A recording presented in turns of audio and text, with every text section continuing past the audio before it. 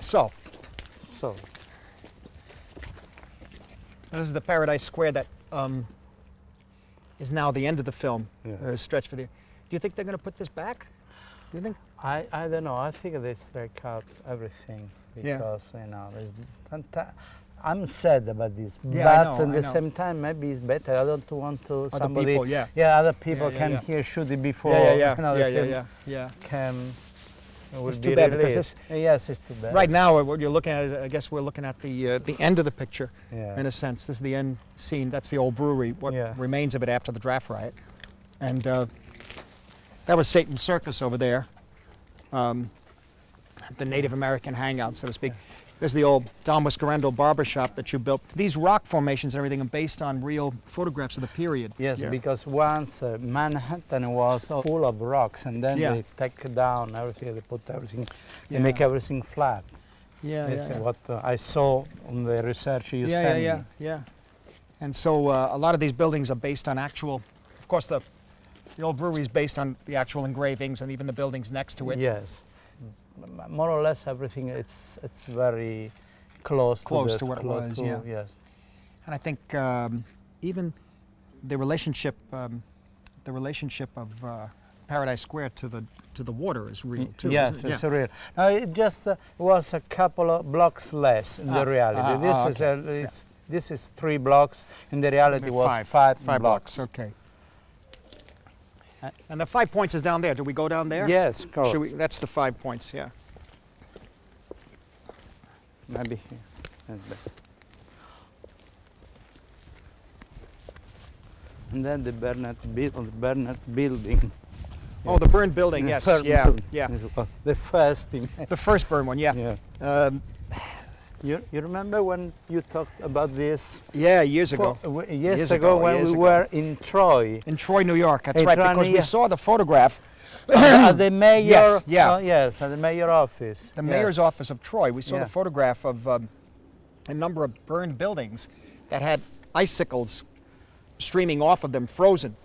And I realized that would be great for Gangs of New York if it ever got made. And that became the building over there. Yeah.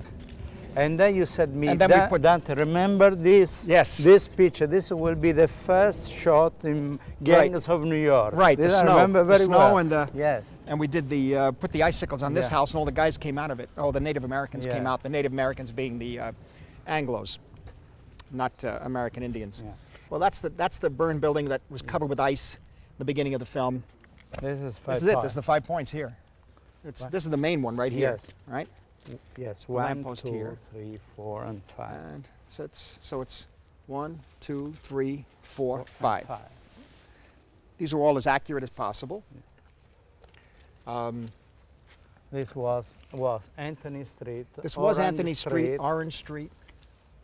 and You know, the problem is that they kept changing the names of the streets from 1840s to the 1850s to 1860. Yeah. So I think there are a few. The Mulberry Street is one of them. Baxter, Worth. Yeah. The names of the streets changed. So it was constantly changing. But this is the main area of the 5 points. Some of these buildings, like this building over here, this also was from a photograph, Yes. I think, of Jacob Riis. Yes, exactly. But that's from the 1870s, so 1860s, something like that. The rock and the way the fence is formed, Yes, all that this sort of is thing. accurate. Yeah. This is totally accurate. Totally accurate. Yeah. And over here, there was an alley here that was a famous Jacob Riis photograph. Yes. That actually was one of the inspirations for the movie when I first saw that photograph. But you know, I read the book, The Gangs of New York, the Herbert Asbury book, back in 1970. The first day, January 1st, 1970, found it in somebody's house. Read the whole thing. That's 31 years ago. 31 years ago. Yeah, it was 31 years ago. And then, you know, I saw the pictures of Jacob Riis, but of course they were of a later period. But this alleyway here Was is this. a direct replication, as best we can, of Robber's Roost. Yes, It was called Robber's Roost or Mulberry Bend. I'm not quite sure. One of the two. It And was there were a lot of yeah. guys here. A lot of guys just, standing this way Stand this way. with guns. And see And it a few over people there. out here, people up here. We've used it a few times in the picture, yes. and it goes all the way in here. Yes, I remember also there was like People standing here, people looking out the windows. Yes. And clotheslines and things here. In 1977 or 78, we did a double truck ad in Hollywood Reporter and Variety. It was literally the picture of this alley. This you know, alley. yeah. Announcing the production soon, but that was 1977. Yeah. So, yeah. So where should we go now? Maybe at the The harbor. harbor, okay. Yeah. Yeah. Oh. This was well, all of this too. That over there, that was added. That was also from a photograph. That little shack right there with the roof. That way, I remember roofs like that in the Lower East Side, stemming, I think, from the middle of the 19th century. They were still there. It's still there? No, not anymore, but No. in 1954, 55, they were there. One was a chicken market, Oh. live chickens. Oh yeah, live chicken.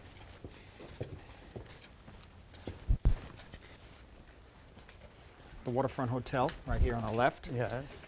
Quinlan's. Queenslands. Okay. Very comfortable. Very, yes, yes, yes. Ah. Yeah, no. Ah.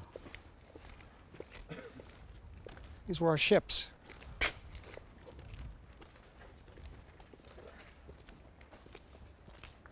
The Sportsman's Hall, where we had a prize fight going on. Over there we put the Blue screen, yeah, yes. right behind here. Yeah. So we want to walk the Yes, other this way, side, yeah. just, and then it's finished here. Mhm. And just sit. Now we're back to the 5 points. And the church you made down there, it has elements of the first Catholic cathedral in New York, which was St. Patrick's on Mott Street, which was my church when I was growing up. Certain ideas are taken for that church, from that church for this one, the interior, a few other things, but smaller. And but the action that takes place around the church is based on a real event, trouble between Catholics and Protestants in New York in 1840s and 50s. Do you remember, Martin, the very Oh, beginning from nothing. Venice? It's nothing. You But came Venice, from Venice. we stopped, there was nothing here. It was all Nothing. flat. Yeah, all flat. You say, okay. This is the interior of the old brewery, which was actually one of this was the main building in the 5 Yeah. points. However, by the time our picture, the main story in our picture begins, 1860, the old brewery has been changed into a mission house because of the nature of it was so notorious that they couldn't let it go on the way it was, and even the difficulties with the police forces and the firemen, all that sort of thing. Everything had to. People had to stop and take notice about what was going on in the old brewery. It was an old brewery, I believe. It was a brewery in the late 18th century, Yeah, exactly. and then was abandoned, and it became a place where people just came in and lived. Yeah. A lot of the poor people, the immigrants, and it also became a kind of hideout for kind of the underworld, criminals of the underworld, kind of lowlife in a way. And they had Murderer's Alley and all sorts of special names to these little nooks and crannies in the old brewery. Yeah.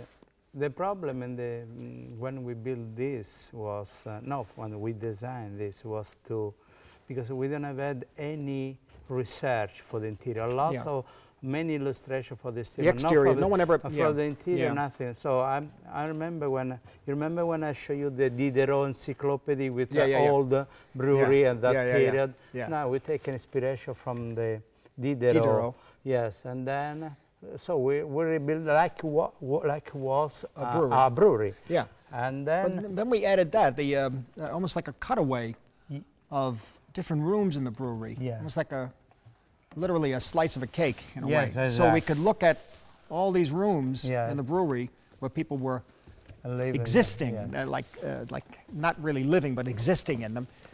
Each little room had different things going on in it. I think, you know. And so between that and the Yeah, the catwalks, also the people living down tunnels, below. yes, down below The that. tunnels below that, it became, you know, something a lot of fun to work on. It's like an inferno. Like an inferno is right, Yeah. exactly. Now down here, we had this spiral staircase down here is where they come out from under the tunnels, from the underground of New York, in the first part of the film, 1846 section. And at that point, the 1846, they come through the underground here, up into the basement, and then up the stairs here and out the door to fight with the natives. At that point, it was the height of the old brewery, 1846, and we show at that point all the people living in these, or existing in these, or barely existing in these little cubicles up there.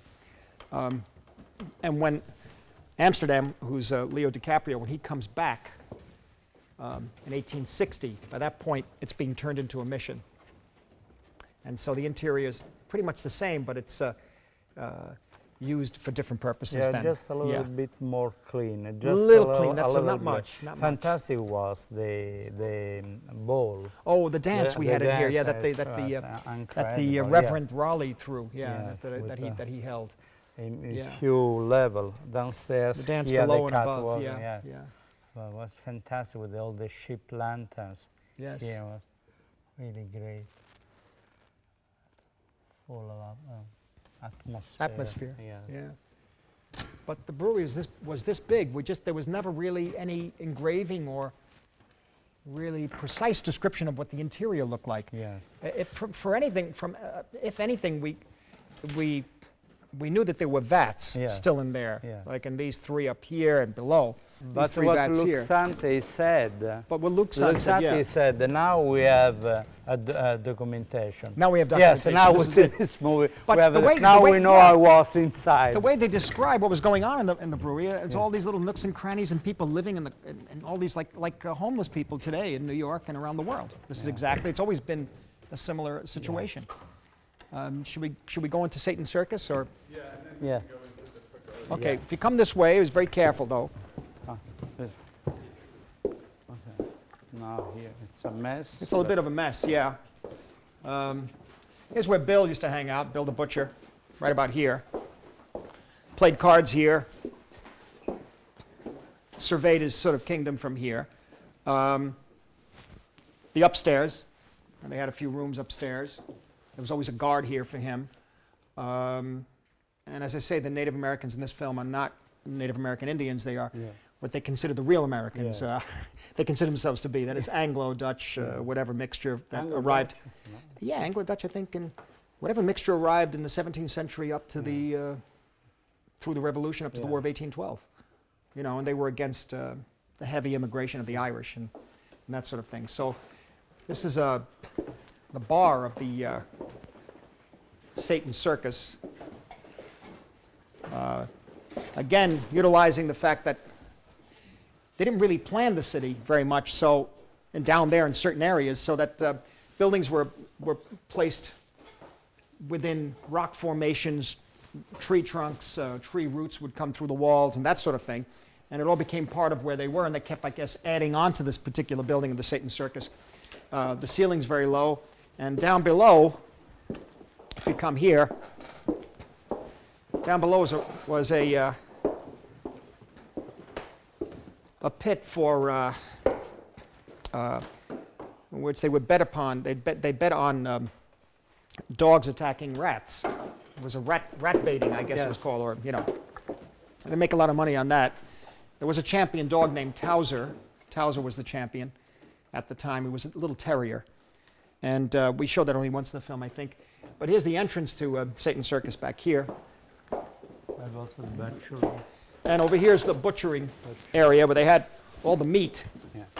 Hanging, yes, on the oak. Yeah. Here we have the refrigerator. Refrigerator. Refrigerator. You mean the ice for and the all that? meat, For the ice, yeah. For the ice. Because there was no. This is a gas lamp with the gas here with the flames. Yeah. But the ceiling, what we did with the ceiling was the light in the daytime would shine through in a line pattern, sort of a crisscross pattern, because the light would just shine right through from above. That was a pretty interesting place. A lot will go on in here. And this wasn't necessarily based on any accurate this is more fantasized in a way, but basically the way I always felt it was that it came out of necessity. Yeah. You understand? Like they have these places. They start with a bar, and they have the wall, the rock wall, but they make another room over here, then eventually make it bigger, and then eventually it just became. This became is the very hangout. interesting because it looks like a skeleton I know. hand. That's the tree roots. Yeah. All right, now over here, should we go to the pagoda? Yes. Okay. The pagoda is here. This way, gentlemen. This is the set for Sparrow's Chinese Pagoda, and I think it was based on the name of a real place. Again, in the 1870s, a little later, but we moved it up, and it probably of all the sets, it's the most. In a way, is the one that takes the most liberties and most goes more into a fantasy situation. Because the input was for the movie used. Oh yeah. And me was Shanghai Gesture. The Shanghai Gesture, Joseph von Sternberg film. The sets for that film sort of inspired the look of this place. And this place is used by in the film. The place is run in a sense by the Bill the Butcher and the Native American community. But they had the Chinese working for them. And the Chinese were not a very big component of the population at that time in New York, but they were here. And this is sort of based on the von Sternberg film, but very different. Also because very different purpose. 30, no? 1946, 1947, I think, 47 maybe. I think. Yeah. So, but the layout was more or Layout's less similar. Similar. Yeah. Only theirs was circular, ours is semicircle, and we have a stage here in which there's some performances from time to time. Bill the Butcher is very good at knife throwing, and he puts on a little show one night at a special celebration here, throwing knives. The cage. Cages, yeah. They raffle off whatever they could put in the cages. Or bidding, really, auction off anybody they could put in the cages, I think. Again, this is by this point in the story, it's more, I don't know, we create our own world, right? You create your own, create our own world of the spirit of old New York, in a way, of a New York that not many people know about. Yes. You know, that's for sure. And then we have also the opium den. Oh, the opium den, yes. Yeah. We only have a few scenes in this, a couple of scenes, that's all, but this is basically it. Yeah. This is where they, the Native Americans, at one point during an election scene, they come and they roust out some voters. Yeah. Even though they're drugged, it didn't matter. They just tell them who to vote for. And that was a popular pastime. They would cap people, Wake people up and take them out and have them vote for their candidate.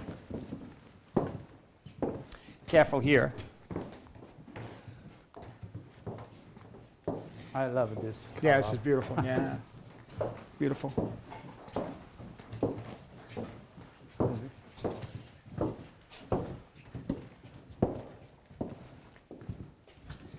And there's also upstairs rooms in this place that Bill hangs out in sometimes. There's a brothel, brothel upstairs, that sort of thing. Entertainment, you can entertaining place. Yeah. All kinds of shows. I mean, also because we have the Peking opera, all the we had some opera, Chinese opera, Chinese opera, acrobats. Bill's the big thing is Bill's knife performance that he does with Jenny here at the big event, in which they celebrate a native victory. Yeah. But in any event, really, all of this is meant to be a spirit of old New York, and a spirit of the people who lived there at the time. Of course, not necessarily people that we are taught about in history classes in school, but the working classes and the poor classes and the underworld, really. And politicians, too, because we have Tammany Hall on Broadway. Yeah. This is the street that we made up for Broadway, right? So on Broadway, here's the Broadway omnibus. The omnibus, based on the real one at the time. As the scene takes place inside and outside of it at one point. This is what's left of P.T. Barnum's American Museum, pretty much based on the actual facade. The museum did burn at one point at that period. And Apollo Hall right across the way here. This one, yes. This is all accurate, isn't it? Yeah, yes. This is very pretty much accurate of the period. Everything is accurate. Lampposts, also the width of the street, I think. Yes, It's the pretty width of the street is accurate. You know. Wow.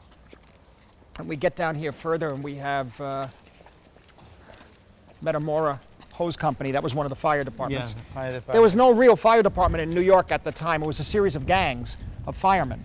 After the Civil War is when they established a real fire department with horses. Yeah. Up to that point, the men would run with the fire engines, with the machines. But over here's the Tribune, Horace Greeley's newspaper. This was a recruiting office, which was later burned in the film. This one. Right here. 30,000 volunteers wanted, recruiting for the Civil War.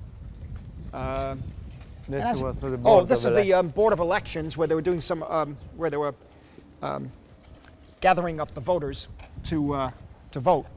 In some cases, not a very legal way. And then we sort of compress certain things here. This is a Metropolitan Police district station. There were also the municipal police. There were two police forces at the time. These sets also have interiors. Tammany Hall is an interior. Tweed's office you can look out from. That's from the first floor. The kitchen. The kitchen is up there. Tweed's, the Tammany Hall kitchen. And also on the end we put the blue screen for make this. A blue screen at the end here. And over here was, we ran into an armory. An armory, actually. That's built like, based on some of the armories in New York, and one on Park Avenue. Yes. On 23rd Street, I think it is, and there's one up in the 60s. And then here was the exterior of the. This is an exterior of a mansion of the upper classes. We call it the Skemmerhorn Mansion, but it was attacked during the riots and has been torn apart.